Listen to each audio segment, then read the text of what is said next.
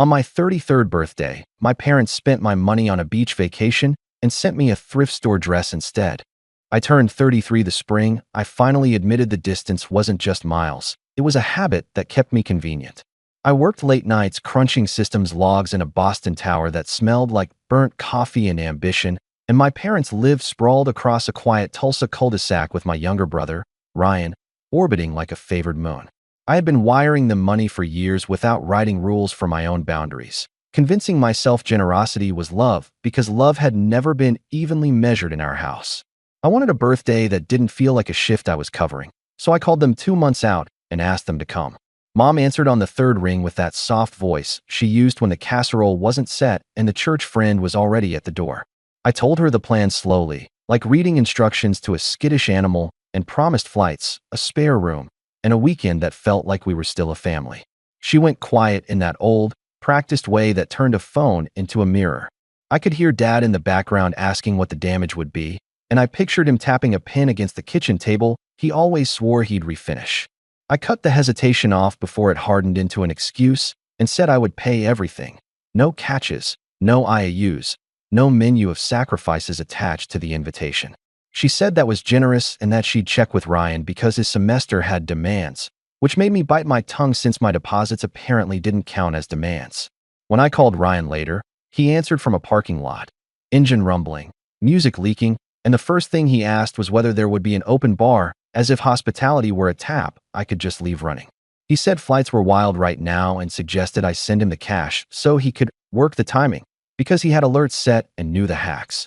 He spoke like a discount pilot, confident and a little bored, and the old reflex in me nodded even while the smart part whispered that delegation is a sibling's favorite camouflage.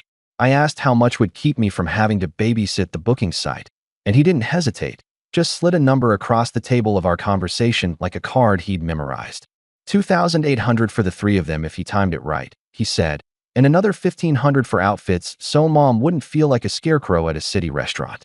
I wired it the same afternoon from my phone while standing in the elevator, the mirrored walls reflecting a woman who looked competent enough to stop herself and didn't. The transfer confirmation pulsed on my screen like a tiny lifeboat light, and part of me already knew who was being rescued, and it wasn't me. I tried to quiet the pulse of dread with logistics, because logistics always fold neatly when feelings don't.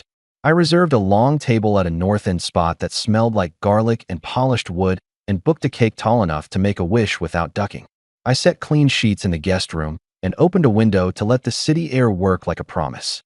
I told myself excitement and anxiety share the same heartbeat, and sometimes you have to decide which name to call it. A week drifted by without updates on flights, and I forced myself not to hover because hovering had never earned me anything but the label of demanding. I got the first sharp sign while lining up at a food truck during lunch, staring at a menu that kept misspelling Caprice, when my phone buzzed with a payment request from Ryan labeled Priority Child Fund.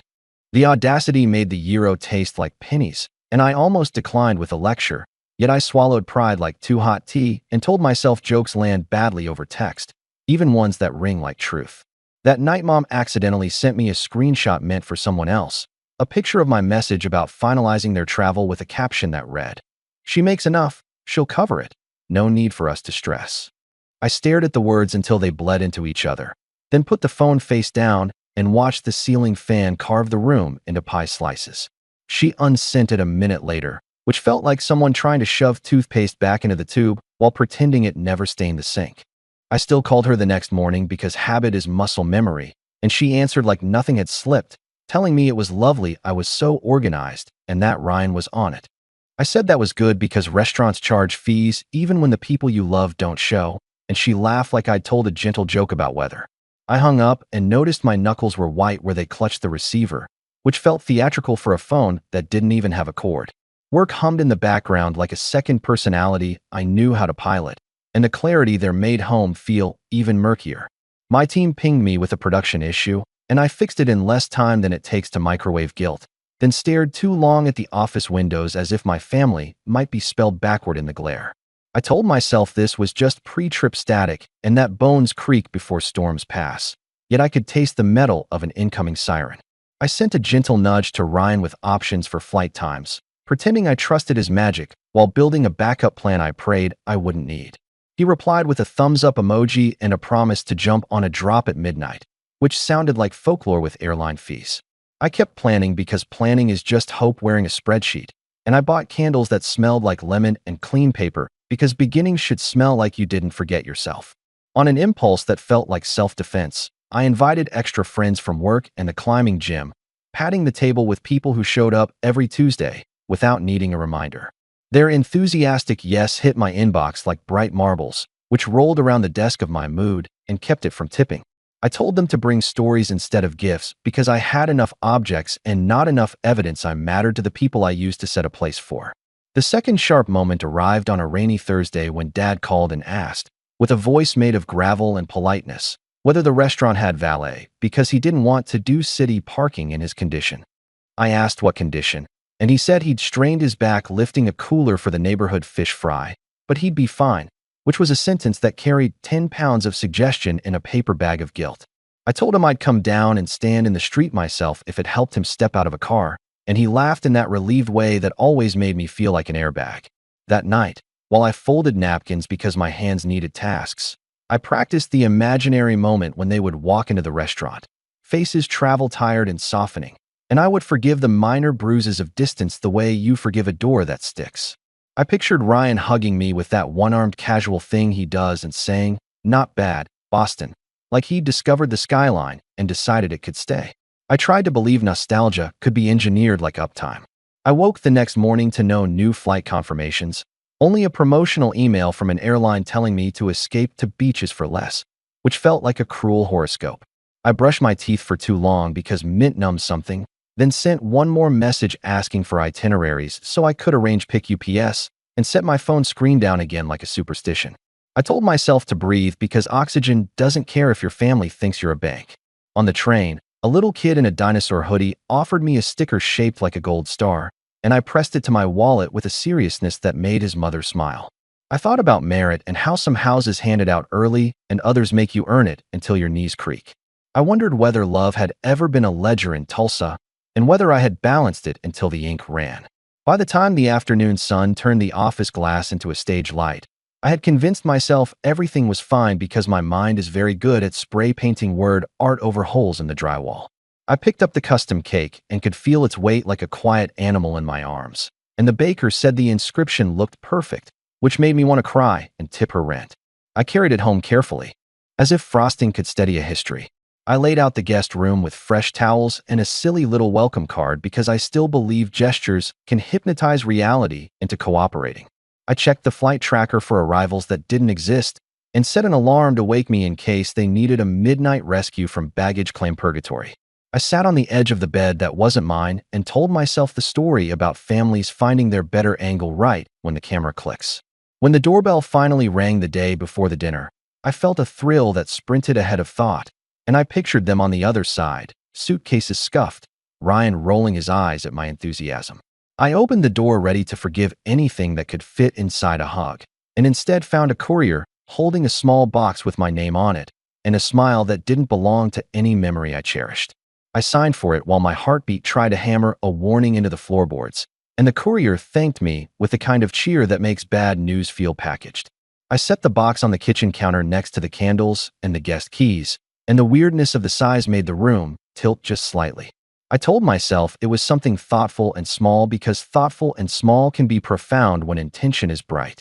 I slit the tape with a butter knife while that alarm in my chest tried to teach me a song I didn't want to learn, and I promised myself this was still the beginning of a good weekend, because sometimes the beginning is the only part you get to choose. I slid the butter knife under the tape and felt cardboard give with a tired sigh, and for a second I imagined tissue paper in a color that meant effort rather than obligation, because sometimes packaging is the last place kindness remembers to hide. I peeled back flaps and met a smell that belonged to basements and cedar blocks rather than celebrations, a sour-sweet thrift odor that climbed my throat and made the lemon candle on the counter feel like it was losing an argument. I lifted out a dress the color of tarnished mustard with sleeves that puffed like a bad memory and a waist bow so stiff it could have steered a boat, and the fabric rasped against my skin like sandpaper pretending to be satin. I told myself maybe it was vintage in the way some things become charming when paired with memory, but then the tag flipped into view on a plastic thread, and the price glared back at me with the quiet cruelty of a cashier's laugh. $12.50 stared from a sticker that still had a handwritten slash through a higher number, and a line beneath announced, "No returns after 7 days," which felt like a prophecy pretending to be store policy.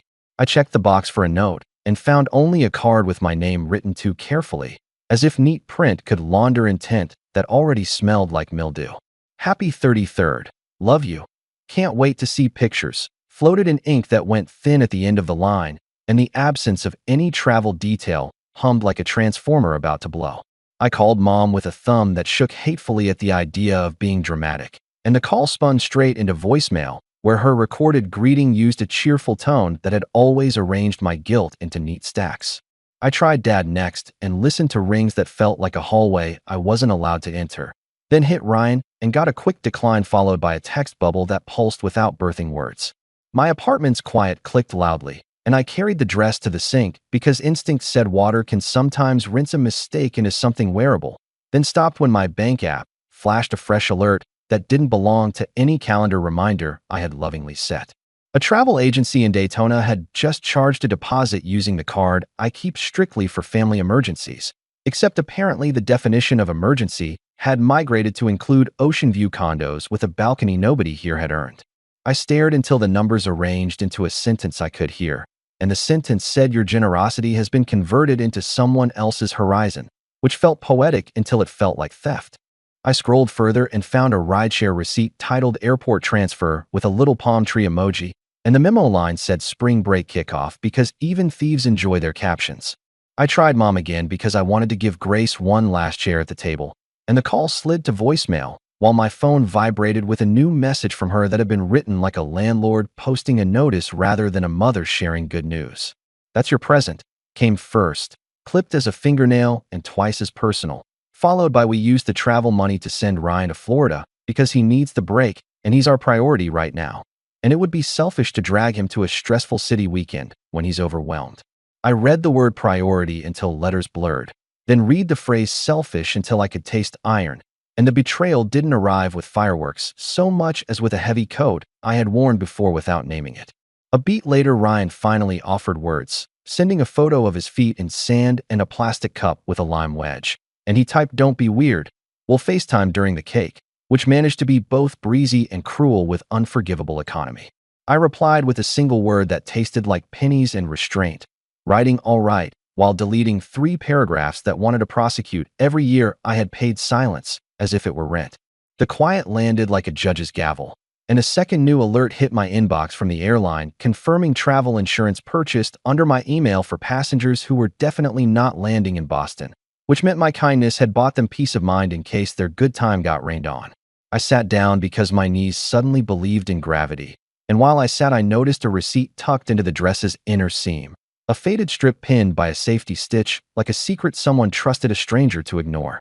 The receipt belonged to a church charity shop half an hour from my parents' place, and the timestamp was noon of the same day I had wired the last chunk for their outfits, which turned thrift into punctuation rather than necessity. Under the receipt, a little square of paper fell out with the clerk's scrawl saying "Final sale, no steaming, smells may linger," and I laughed in a way that made my neighbor knock through the wall, because hysterical has a particular acoustics in old buildings. I told him everything was fine because explaining rot through drywall seemed like an act of intimacy we hadn't earned, and I placed the dress on the table as if it deserved to witness what came next.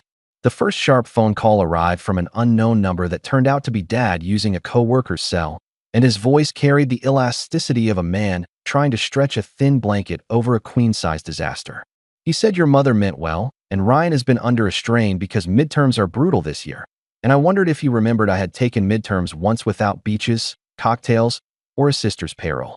He asked me not to post anything embarrassing because the church committee is sensitive about family image, and the request sat inside my chest like a hot coin I couldn't spit out without burning my tongue. I told him I would not be weaponizing social media because I didn't need an audience to name theft, then realized I was lying to both of us because humiliation is a solvent, and sometimes you need stain remover. The second sharp moment came from work when a junior teammate sent a Slack message asking whether I had canceled the office cake for Monday, because the bakery called to confirm I still wanted the gold script, and I remembered how many ceremonies people can ruin without even showing up. I typed yes. The the cake stays, while my cursor hovered over a different sentence that wanted to scream into a channel that was never designed to hold family history. I set my phone on Do Not Disturb since disturbance had already won, and I picked up the dress with 2 fingers like a lab tech evaluating a weird sample, then laid it across the back of a chair and watched the sleeves deflate as if the garment could be shamed. I made tea I didn't want and stared at steam that knew how to rise without asking permission. And a plan clicked together with a gentleness I didn't trust. Because sometimes a plan feels like mercy when it's actually a lever.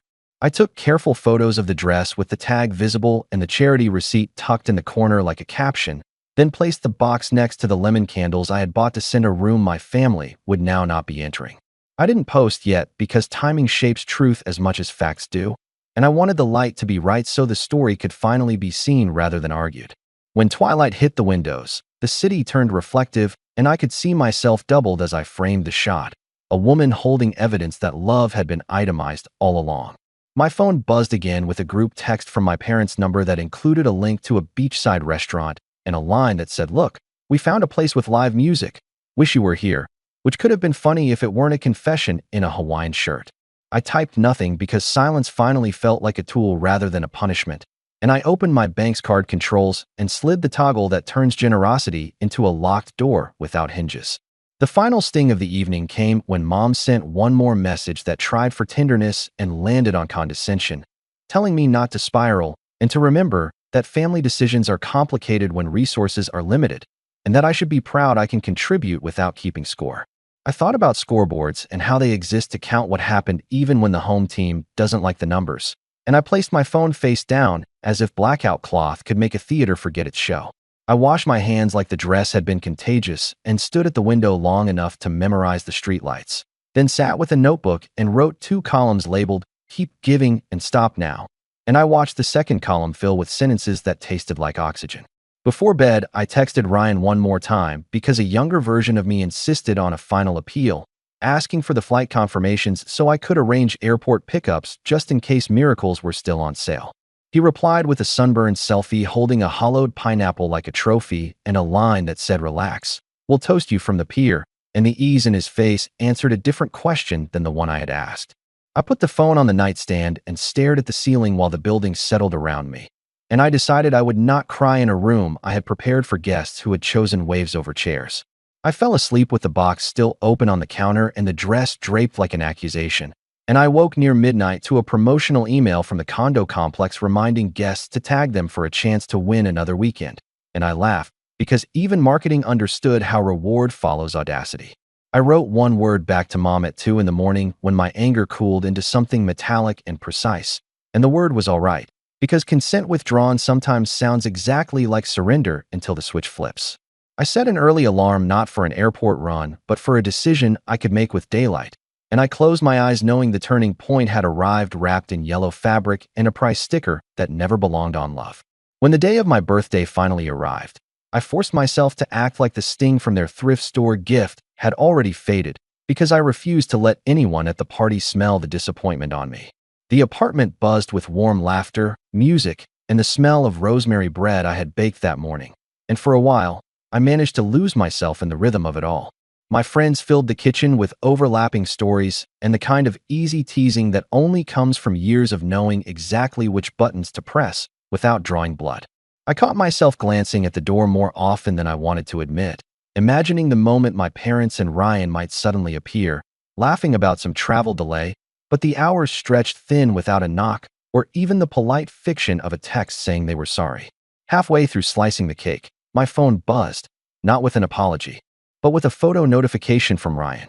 The image was of him shirtless on a Florida beach, sunglasses tilted low, holding a neon drink so tall it looked like it required a building permit.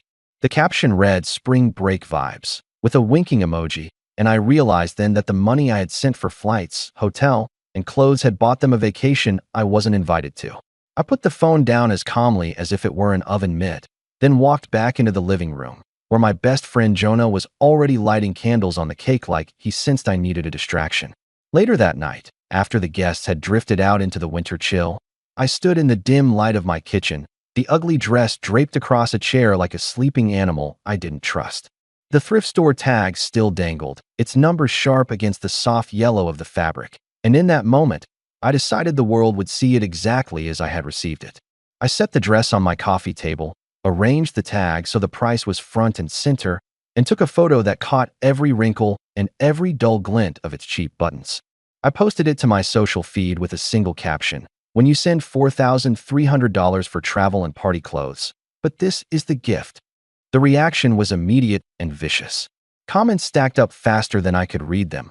Friends demanding names, acquaintances tagging their own relatives in outrage, even a few strangers sharing the post like it was a modern parable about misplaced loyalty. By midnight, my mother called, her voice tight and sharp, accusing me of humiliating the family, claiming I had no right to air private matters in public. I told her calmly that if they wanted privacy, they could have kept my money and their thrift store finds off my doorstep. She sputtered something about Ryan's mental health and how he needed a break from the stress of adulthood, as if adulthood were a punishment I had somehow escaped rather than something I had been paying for on their behalf. 2 days later, my father called from an unfamiliar number, probably to bypass the block I had put on his phone after his last shouting match with me. He said I was being cold, that Ryan's education and their mortgage were family obligations I had agreed to when I started sending them money years ago. I told him obligations go both ways, and that I was ending every penny of financial support starting now. His tone changed instantly, from coaxing to venom, and he said if the house was lost or Ryan dropped out, it would be my fault. I reminded him that my parents were both physically able to work full-time, and that maybe the real shame was how comfortable they had become treating me like a wallet with a pulse. That week, I walked into my HR office and asked to redirect the portion of my paycheck that had always gone into my parents' account straight into a new high-interest savings account under my name. The relief that washed over me was almost dizzying, as if I'd been holding my breath for years without realizing it. Meanwhile, the messages from home became increasingly desperate.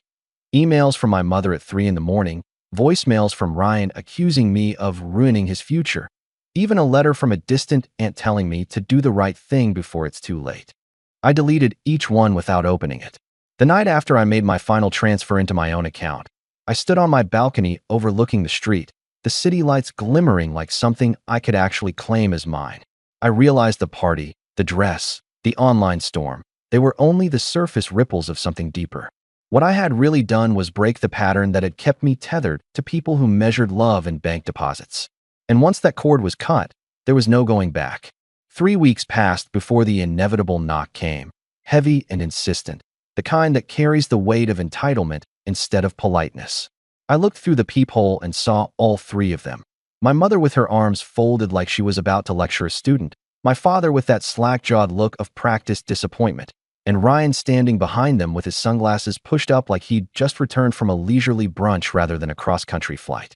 I opened the door just wide enough to lean against the frame, and before I could speak, my mother swept past me into the apartment as if she still held the deed. My father followed without meeting my eyes, and Ryan came last, wearing a sweatshirt that read, "Life's a Beach," which almost made me laugh in spite of myself. They didn't sit.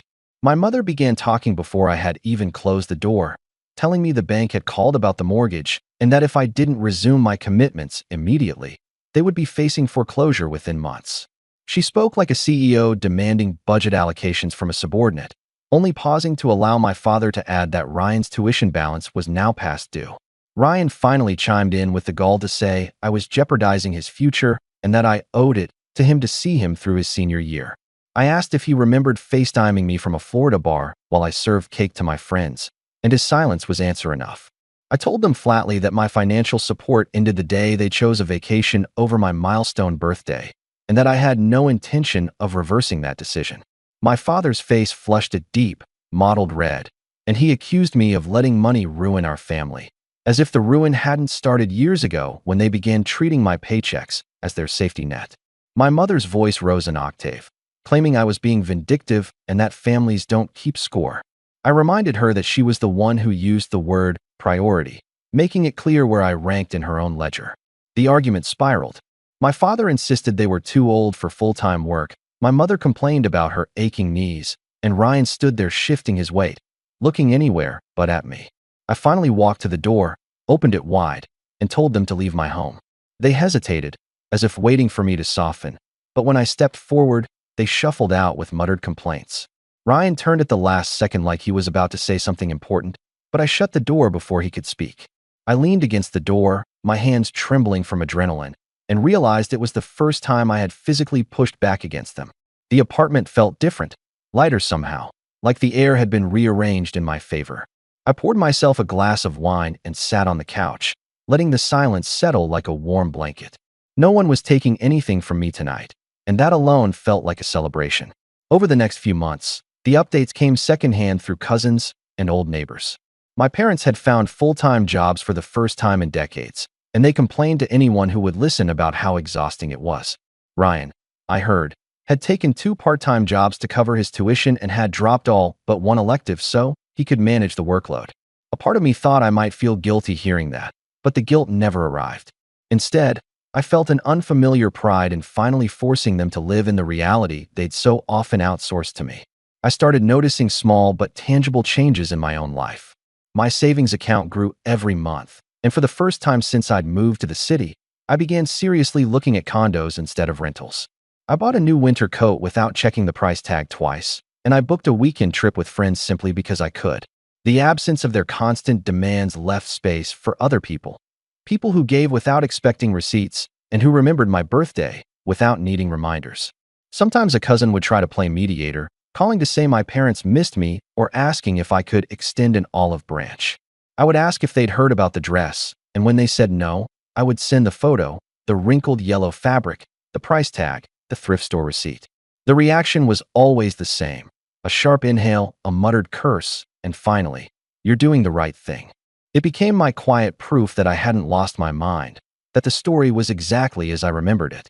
Even so, there were nights when I would wonder if this stalemate was permanent. I would think about calling, about asking them why they thought any of it was acceptable. But the moment I imagined their answers, the phone stayed on the table. They had shown me exactly how little they valued me beyond what I could provide, and I had no interest in giving them the chance to repackage that as love. The turning point came one rainy Saturday morning when I saw their names on the caller ID again. My finger hovered over the screen, but instead of answering, I let it ring out. I had learned something in the months since I stopped paying their bills. You can't rebuild trust with people who still see you as currency. And until that changed, the door, both literal and metaphorical, was going to stay shut.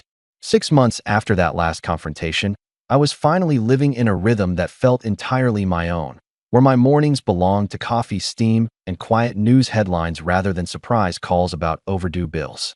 I had found a condo with wide windows and enough space to host people I actually wanted around, and every week that passed made the old version of my life feel like a dream someone else had dreamed for me.